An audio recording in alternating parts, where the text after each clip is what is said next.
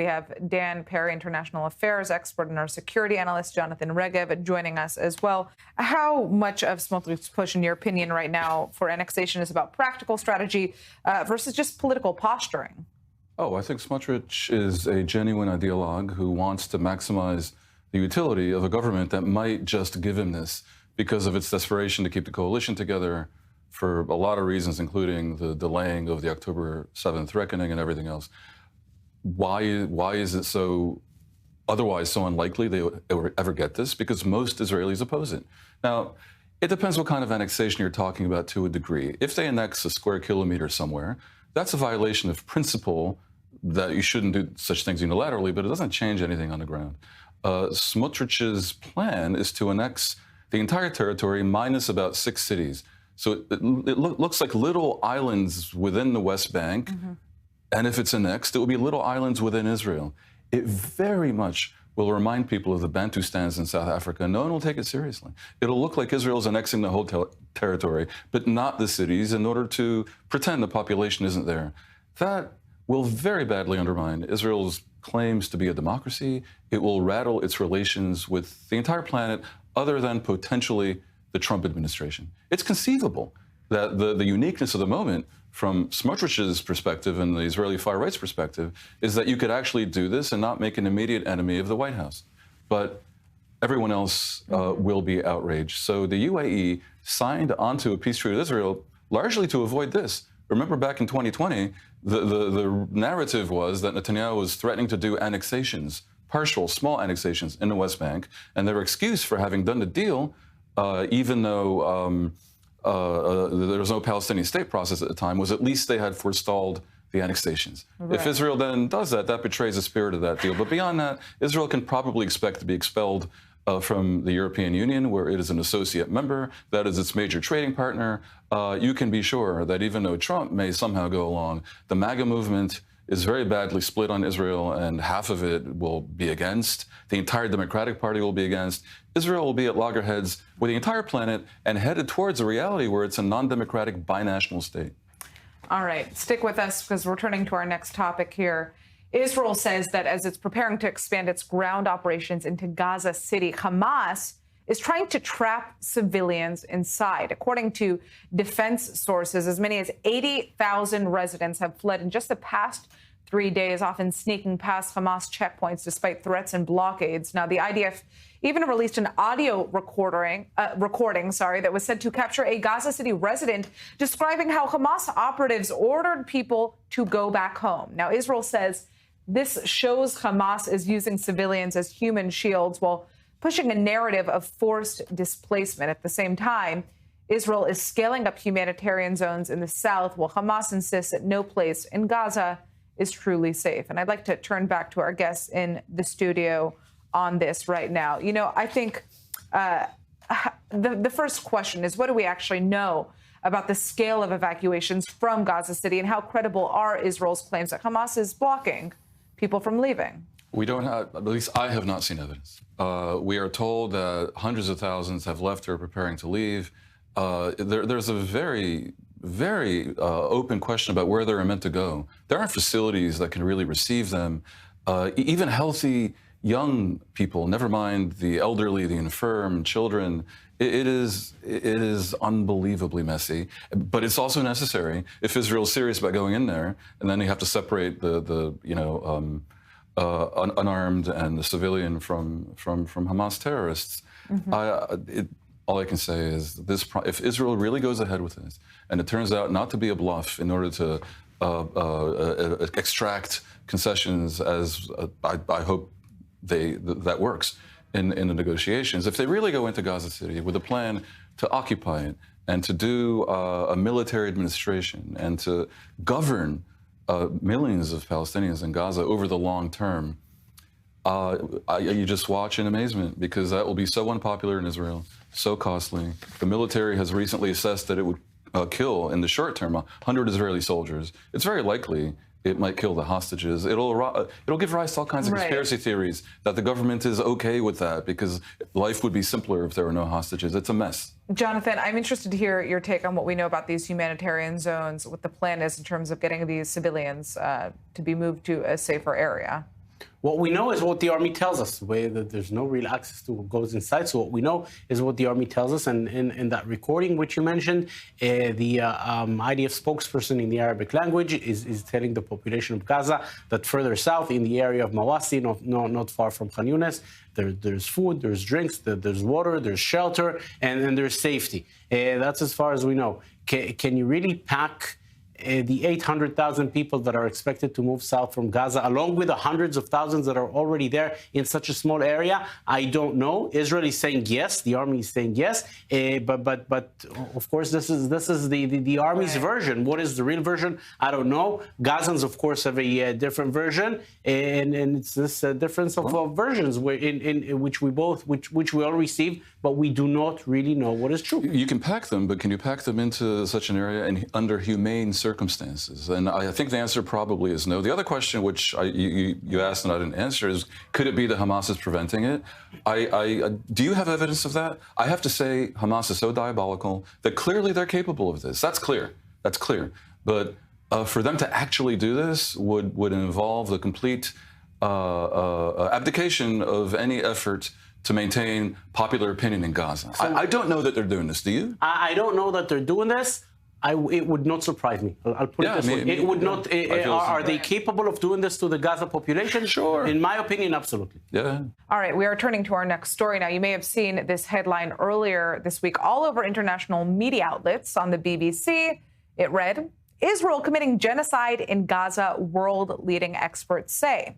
On the Washington Post, it read, Israel's committing genocide in Gaza, leading scholars association says.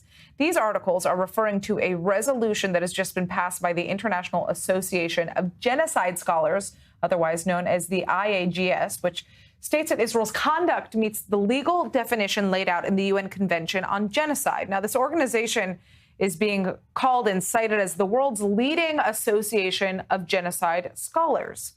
But is it? Well, our correspondent Joe Brown wanted to see what it takes to become one of the organization's voting members. And it turns out for the low cost of $30, you too can become a genocide scholar, just like he did this morning. If you go to the IAGS website to look up its list of 500 members, you'll now see the face of our very own Joe Brown, who, as talented as we may think he is certainly not a scholar of genocide studies, but he did in fact have $30 to pay for his membership. Joe, you're joining us now with more on this. I think that we all have a lot of questions. Basically, tell us what the process was like to become accepted as a member of this organization and what made you decide to do this. It was dangerously easy to become a member of the International Association of Genocide Scholars. All you have to do is go on their website, and there is a big red button in the top right-hand corner that says Join IAGS. So I clicked that, I filled in my details, and there we have it. But on top of that, it was so easy that they didn't even check any of my background. So if you saw the profile of mine just then, it said that I was an expert in the former Yugoslavia and Bosnia. I was also an expert in gender genocide and the Holocaust. None of those are unfortunately true. So what do we actually know about the vote itself? You know, for instance, we saw Sarah Brown. She's not related to you, but she is a member of the IAGS for the last 10 years. She says that the group actually pushed this resolution through, accusing Israel of genocide without any debate, and that only 129 out of 500 members actually voted for this. What was in it?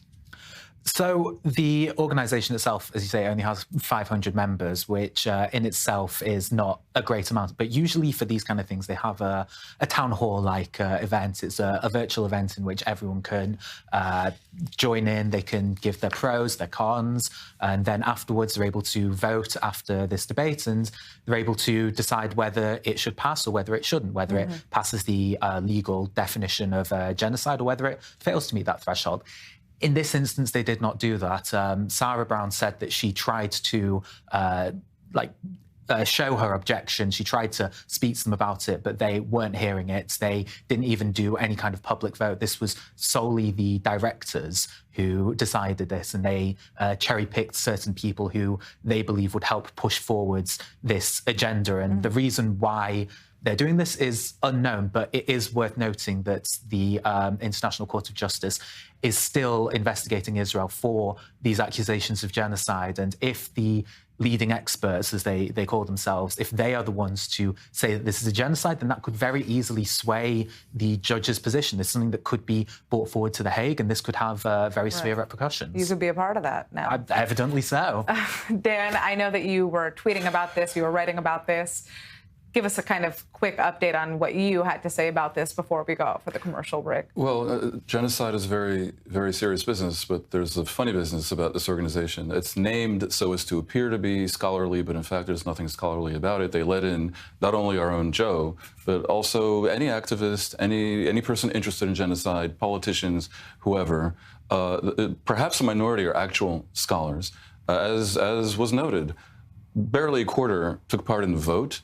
Many of the genuine scholars have been coming out in public and saying that there was no actual debate, which is a violation of tradition in this group itself. It looks like a political position by a group masquerading as a scholarly outfit in order to create momentum behind the narrative that would have us believe that what's happening in Gaza is genocide. Mm-hmm. And I have to say, as someone who led the coverage of The Hague and who is close to leading world experts on this matter that I would rather not name, they can speak for themselves, but most actual scholars, while they may oppose the war, while they may suspect even that there are crimes against humanity happening and war crimes happening, do not believe it's genocide for a very, very simple reason.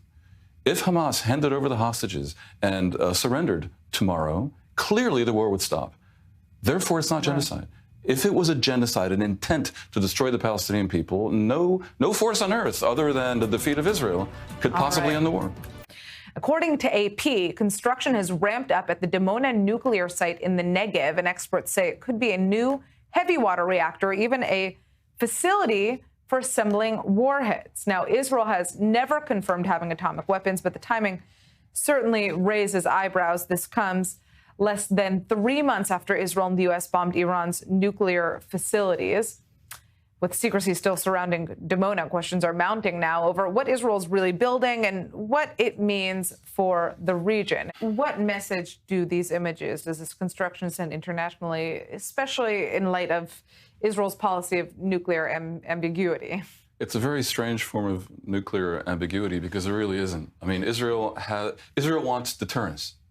So Israel doesn't actually not want the world to think it has nuclear weapons. That's what deters Arab enemies that could, and Iran basically, that could be dangerous. It's not a great look, though, when you play games with this, but are very legalistic about Iran and other countries. That only works if you say, well, we're a good country and they're bad countries. Mm-hmm. That gets you involved in a lot of silly arguments. I remember in 1996 covering a news conference by Shimon Peres, and he kind of gave it away. He said, when asked about this, he said, give me peace and I'll give up the atom. I swear he said this. And that sort of went overlooked somehow, but it was very clear that he either revealed something that is true or he misspoke in a way that was a great coincidence. I can't address what they're doing here because none of us know, and I do believe it would be under censorship in Israel. But Israel's denial is about as implausible as can be, especially considering the various exposés, the main expose from, I guess, 40 years ago by Mordechai Vanunu. And if Israel wanted to claim that those were faked and didn't really reveal anything, the pictures that he took in the facility, it probably should not have kidnapped him, brought him back to Israel, and thrown him in jail for decades.